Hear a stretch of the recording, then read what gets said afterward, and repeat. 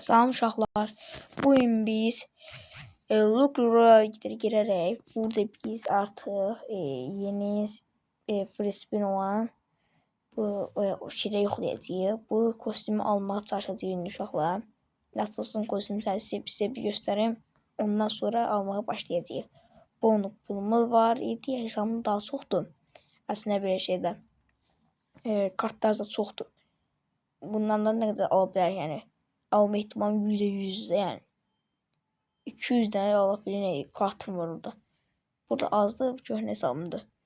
Neyse bunu da oynayaq indi. Atılsın bu, biz onun için bir frisbee bunu elədik. İlk vaxt elədik. Basaq.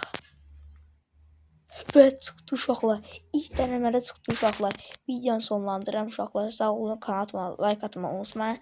Video beğen ki, videoya çox gəlsin. Sağ olun uşaqlar.